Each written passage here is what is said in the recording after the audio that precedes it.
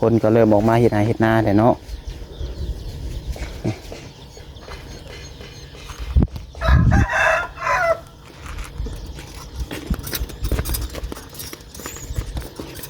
แข็งแห้งอยู่ได้พี่น้องเนาะเห็นว่าเราเป็นแบบนี้กันนะว่านี่คือว่าเห็นมันให้ไพ่ให้เบาต้าบ่วานนี่ให้เพิ่นยังอ่ะนะจากอารมณ์เสียเจ็บหัวแห้งเลยว่าอารมณ์เสียเจ็บหัวแห้งเรียรอวานในตาก็ถึงมือเขาสาเหตุที่ให้เบาต้าหาเจ็บหัวแห้งบ่เราว่าอีสังก่อนนะ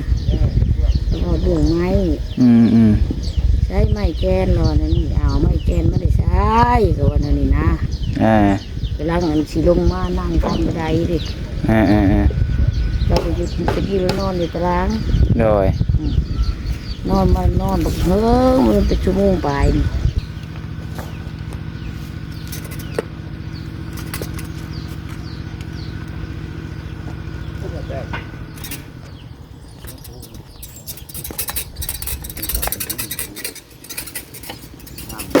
กินแม่ก็ซื้อเขามาให้ก็เต็มอยู่ในตู้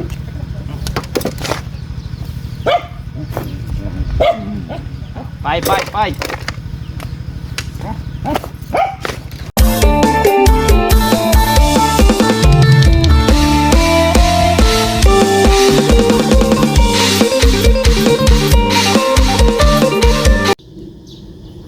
เอาพี่น้องเนาะ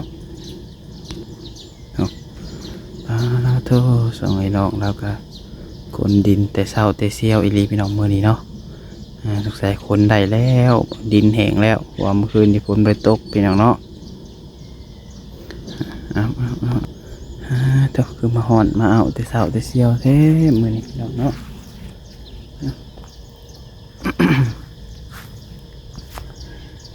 ก่อนอื่นเบิดกราบทักทายสบายดีสวัสดีพ่อแม่พี่น้องสบายดีปลาลุงและเอฟซีกันเบิดสุขูสุคนเบิดสุมองสุบอลบอสิวฝั่งลาวฝั่งไทยแต่ก็อยู่ทางต่างประเทศเด้อพี่น้องเด้อการยินดีต้อนรับเข้าสู่ช่อง YouTube น้องพัดไซชาแนลอีกแล้วเนาะมาพบมาพ่อกันตอนเช้าๆมื้อนี้กับพี่น้องเนาะเข้ามาหาทางเพิ่นคือเก่าพี่น้องเลย หลังจากที่ว่าวันนี้เขามากับชวนเฮ็ดชวนดอกชวนดินกับบ่ได้พี่น้องเนาะได้แต่ขุดละขั้วพังละขั้วพี่น้องเลยวันนี้น้องพัดไซก็เขามาอัปเดตให้พี่น้องเบิ่งเนาะแล้วก็คือว่า มีไปเห็นคลิปของบ่าวตาก็เป็นคลิปซาบุนพี่น้องเนาะเมื่อวานนี้นะพี่น้องที่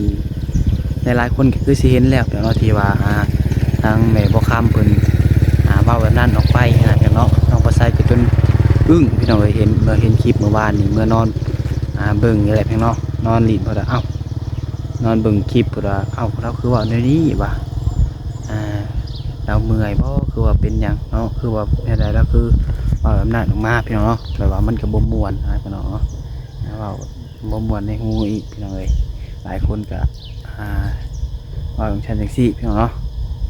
FC หลายคนกับห้องใส่ข่าวไปอ่านอยู่ของคอมเมนต์พี่น้องเนาะแต่ก็สิบ่เว้าพี่น้องเนาะถึงเนาะแต่ก็สิไปถามเพิ่นอันเป็นยังเมื่อวานนี่เพิ่นคือว่าแบบนั้นนะพี่น้องเนาะอย่างสาเหตุอันใดเป็นเมื่อยบ่สบายบ่คือแนวใดพี่น้องเนาะไปพี่น้องเป็นการศึกษาเสียเวลาเดี๋ยวเขาไปฟังนำกันพี่น้องเนาะครับไปเบิ่งไปชมนำกันนั่นแหละพี่น้องเอ้ยไปนี่ก็ซื้อน้ำก่อนให้เราเก่าพี่น้องเนาะความสีเอาแต่เศร้าแต่เสี้ยวพี่น้องเอ้ย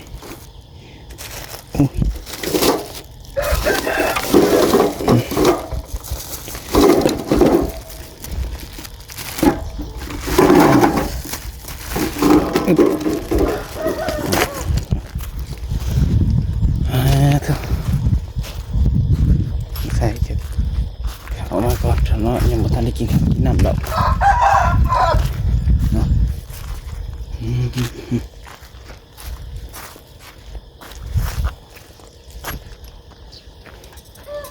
โอ้เราสุกเองเลยเราเห็ดพี่น้องเนาะ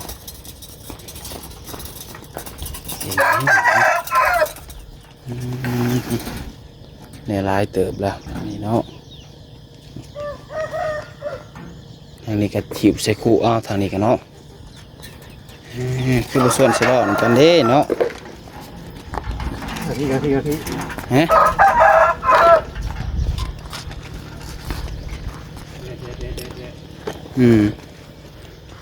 ผมหิวใส่คู่อ้าวพี่น้องเลยสบายดีอ่ะเด้อสบายดีทางนี้นะเอานกก่อนไว้ก่อนเดี๋ยวมันเปื่อยเบิดซื้อมาแล้วบ่มื้อนี้ยังเอาไปไว้ก่อนครับขอบใจหลายๆบ่ใส่เด้อมาฝากเด้อมันฮอดไปเช้าจะเที่ยวเลยเนาะเป็นไง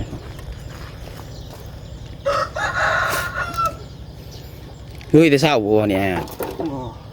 หากระเฮ็ดเอา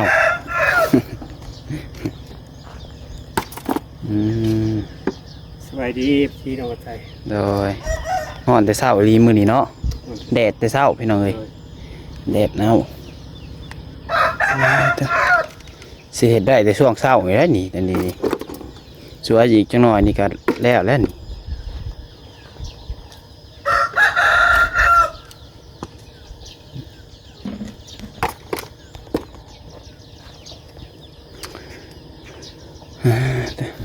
กินข้าวกินน้ำแล้วบ่อ่ะกินแล้ว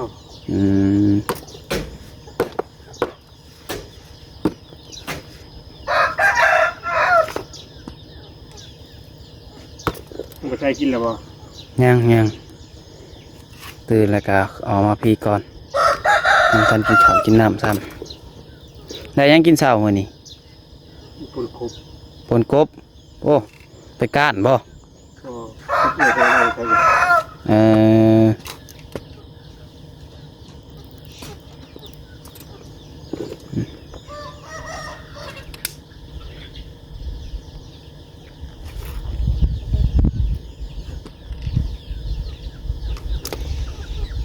นี่อยากเหนียวอยู่เนาะยังติดล่ออยู่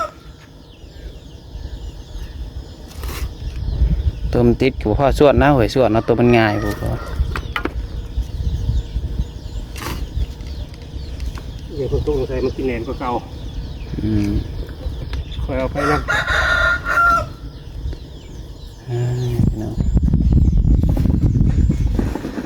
ไม่น่าเลยทางหน้าคนก็เริ่มออกมาเห็ดหน้าแต่เนาะ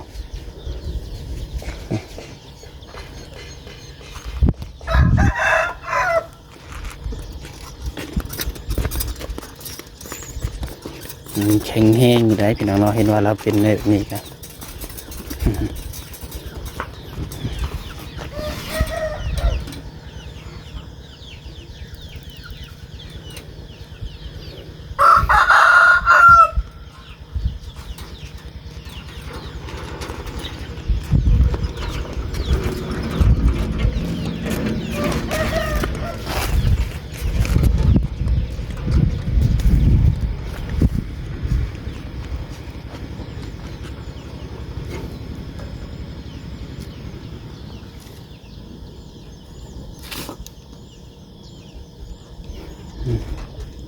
เมื่อนี้มีคนเข้ามาหาอะไรบ่ยังมีใครเข้ามาเนาะ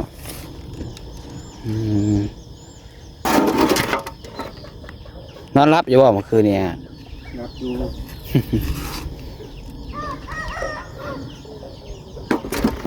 คืนนี้พ้นบริตกหรอเมื่อคืนนี้เนาะ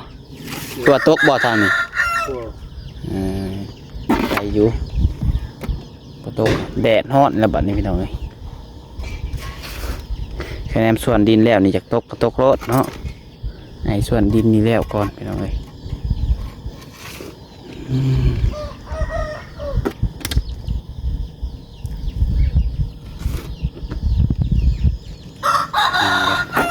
เบิ่งหมอบเบิ่งเพลนก่อน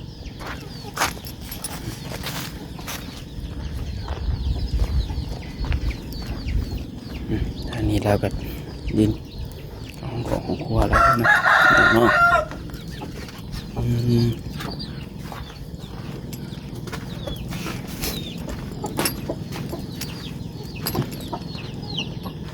มันจะทางบวกนะ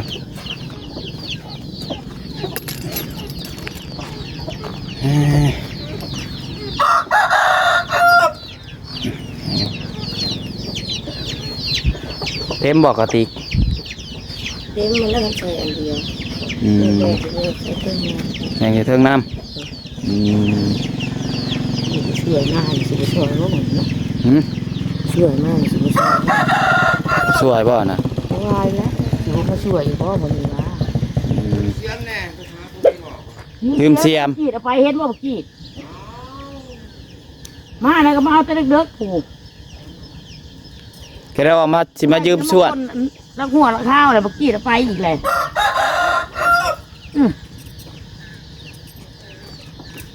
ก้นเล็กกี่หล่อคือก้นตัวนี้ อืม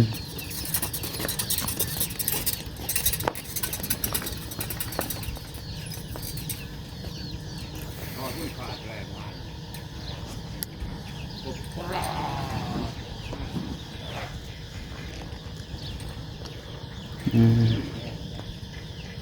ใส่ตัวเนี้ยเลาะดีหรือแค่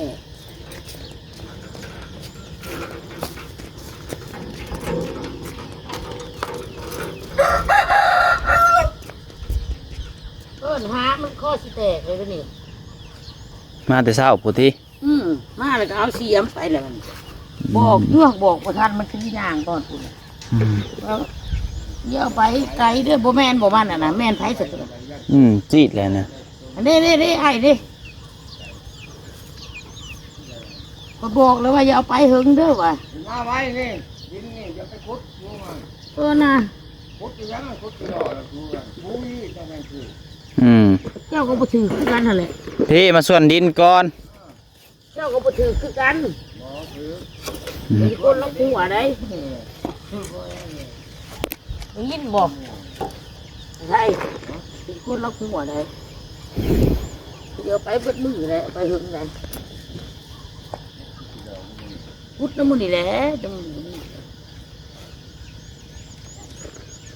ไอ้ยอดมันเสือเอานี่ไอ้เป็นไง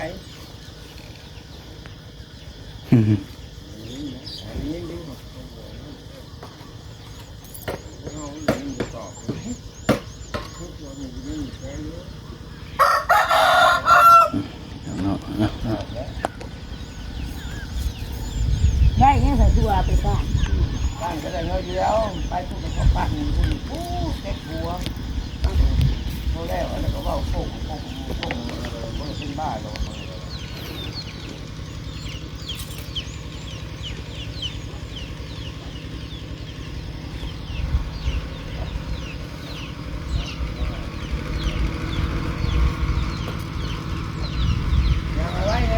เรื่องพี่น้องเนี่ยถามแม่บุคคำนะว่านี่คือว่าเห็นนั่นให้ไผให้เบาตาบ่วานนี่ให้เพิ่นยังอ่ะน่ะ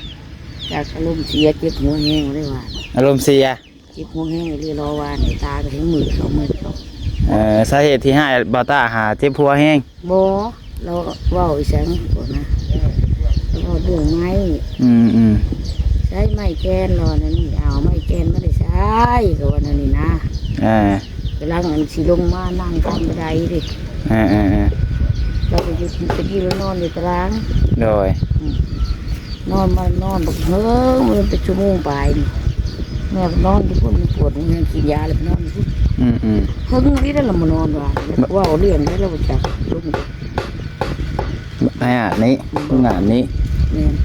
ก็นอนลุมกันอยู่เราบ่ได้ถ่ายแม่ก็นอนที่พูดคนเดียวเมื่อยเวลาเมื่อยแล้วก็มันขึ้นไปกินยาอีกมันปวดเศร้าปวดหัวเนี่ยยังมืดเขาก็ตัวยังมืดเขาเนี่ยขึ้นไปเรื่องไปนอนในเรื่องอีก โดย นอนเรื่องได้อยู่ได้30 นาทีอันนี้เหมาะยาคนนี้เบิ้มคือบุษเตาเหมาะยาเขาก็มานั่งกันมาได้เหมือนซึ้งเหมือน โดย เรียนสบุญเลยมาเหมือนสบุญมาพอดีเขาเห็นนั่นดังเขาเห็นไม่หงชุมไผ่เนี่ยเราก็เล่งไปใส่รถรอเป็นไผ่เฮาติวะได้ยินเสียงเราเอาโอ้จูดยังว่าเรา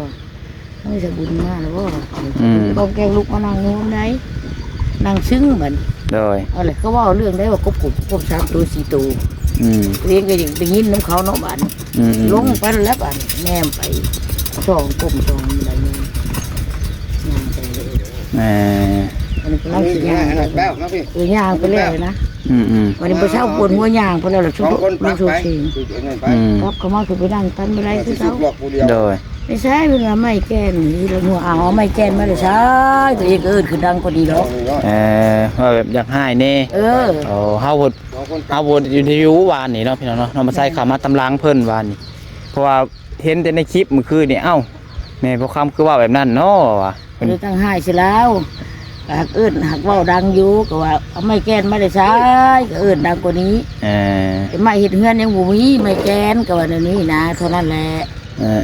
ก็เลยลงมามันมีคนก็ทึกกันเลยแล้วก็พอดีในบุญก็ว่าขึ้นบักแห้งนึง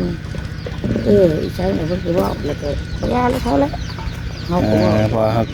เห็นในคลิปนั่นแหละพี่น้องเนาะคือว่าแบบนั้นว่ะญาตินั้นเพิ่นบ่สิบ่เข้ามาหาอีกแล้วหลายคู่หลายคนเห็น แต่ว่าซ้ำนั่นแหละ มีหยังหวัง มีแต่เฮากับคันเมื่อยเฮากับบ่นั่นบ่เฮ็ดเวียกกะพยายามใจเย็นๆย่อหลายคู่หลายคนเพิ่นบ่เข้ามาหาได้เฮาอยากให้เฮาก็ต้องอดเอา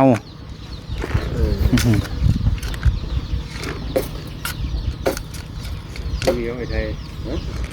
เย็นๆบ่ต้องอันนั้นดอกคือเวียกก็เฮ็ดเมื่อยเฮ็ดเวียกบ่ได้ก็บ่เฮ็ดแหม เรียนรู้ตัวความแก่นี่นะนี่ก็จ้างเขาโตมาแก่ไม่ให้กระเต็กกันเขาบอกเหตุให้เต็กก็เก่าแห้งถ่ายมันแห้งมันแห้งมันแห้งแล้วหนาฝนไม่ตกมาเลยจะเค็ดอันนี้เราบอกขยันกับบ่ได้แล้วนี่จะเค็ดแล้วเพราะว่ากันพูดตกมาใส่ให้ไปบ่ได้เอาเห็ดเอาไปให้บ่ได้แล้วนี่ขาแต่เขามาเห็ดซอยบ่ได้แล้ว เงาะปลาเพิ่นก็มาเลยเหมือนนี่เนาะเอาซอยกันมาเลยมีแฮงใจล่ะมีแฮงใจบ่บัดนี้ เอาให้แล้วเด้อกองหนึ่งนี่แล้วบ่มาเลยมีแฮงใจเลยงานเรียบร้อยแล้วงานทำมาเด้ผู้ดีนี่จักคนนี่1 2 3 4ผู้ดี4กอง4คนได้หลายบ่จิตหล่อฮะ10ปลายโตญี่ปุ่นญี่ปุ่นสิ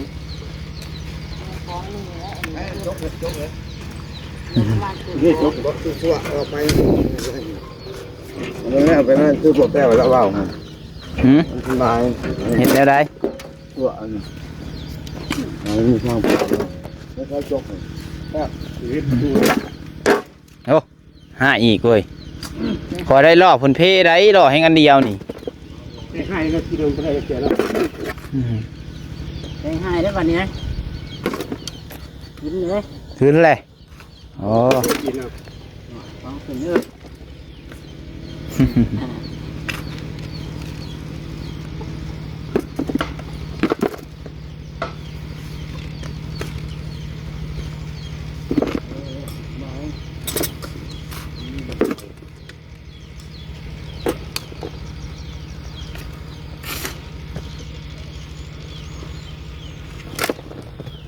ถ้าจะแง่จะคนเดียวเลยและก้อนเจอทอดคนมากหมดแล้วจะนอนมันจะเหนื่อยเองหอมด้วยสวยกันพี่น้องเนาะใช่ก็จะสีเหลืองแล้วไปนำ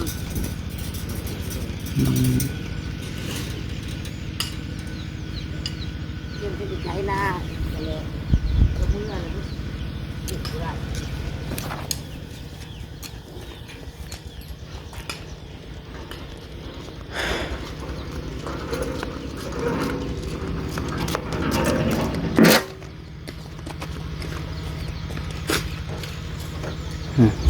ชวน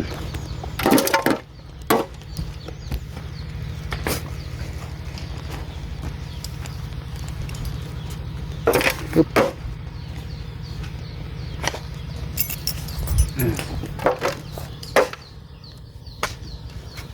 ตัวสิญูด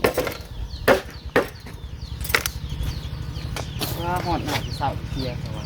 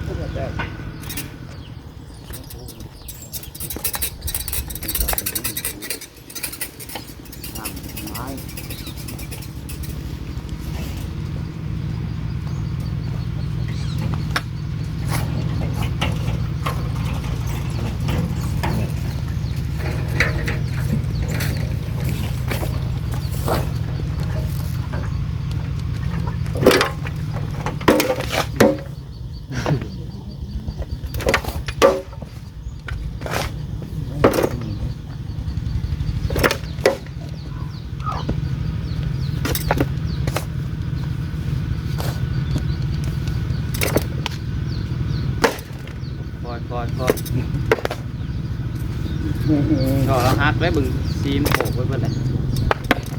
นะอยู่เองบอก เอกน้ำออกเร็วไว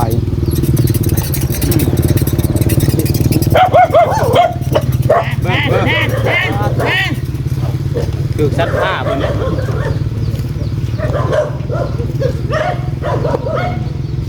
ให้จะไม่ยากระทุ้งจะยิ่งมาดำตัวนี้นะ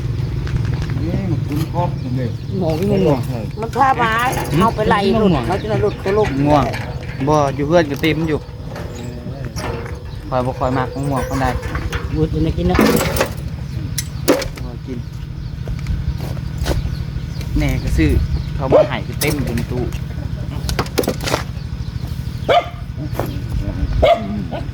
ไป มาดำตัวนี้เทิกตัวนี้เงินมาเฮาอย่าหลุดเขาล้มมาดอกมาแต่ยิ่งเนี่ยหลุดเขาล้มบดีมาเขาไล่ มันบ่เห็น มาเขาแล่นเสร็จแล้วผัดมัน โอ้ตื่นนะเนาะ โอ้ยตื่นบดีรถเขาล้มแล้วมาเฮาแล่นน้ำลังเขาก็ชื่อมาเฮานะเขาก็ไล่มันบุกไปที่มาทางก้อนที่เด็ดบุญมากเลย แม่มันทางแม่ บ้านหน้ามัน บ้านนะยังสวยอยู่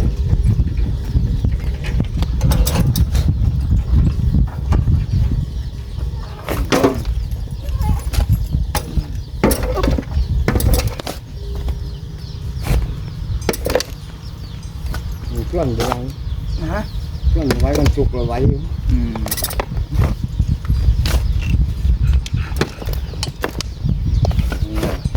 ขนาดแบบนี้จ้ะ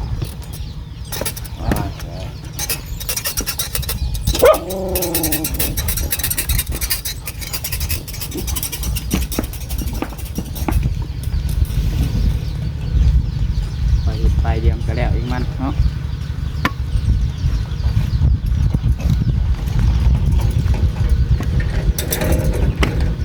มาจีนมาทุกมื้อก็แล้วไว้อยู่แล้ว ไว้บอกรู้มั้ง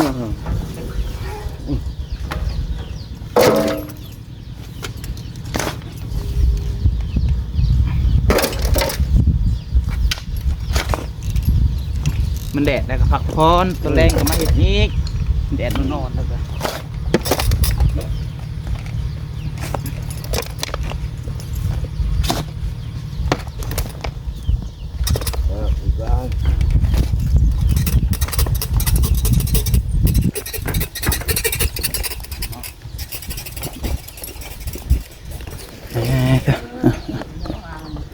ได้ละเติบได้เดี๋ยวเนาะ น้ำขาว เอาโอเคสวัสดีน้องเนาะคลิปนี้ก็เป็นสิได้ขอคลิปนี้เพียงเนาะมาใส่ก็สิขอจบไปเพียงเท่านี้ก่อนเนาะเพียงเนาะเพิ่นก็เริ่มส่วนสระดินคือเก่าพี่น้องเนาะแม่บ่คำเพิ่นก็สระช่วยกันพี่น้องหลายคนเนาะเอาโอเคได้เพียงเด้อสำหรับคลิปนี้กับผิดพลาดประการใดก็ต้องขอโทษขออภัยนะเป็นหลายพี่น้องเนาะพอๆกันคลิปใหม่พี่น้องเดี๋ยวส่วนสระดินซอยเพิ่นก่อนบัดนี้เนาะขอบคุณเดฟซีทุกคนที่เข้ามารับชมเด้อพี่น้องเด้อเนาะจังใดก็ฝากเป็นกำลังใจให้น้องปัดไซนี่พี่น้องเนาะโดยขอบคุณหลายๆพี่น้องอยู่ดีมีแฮงเบิดทุกคนร่ำรวยเด้อสำหรับที่นี่ก็ลาไปก่อนแล้วพี่น้องเอ้ยขอกล่าวคำว่าสบายดี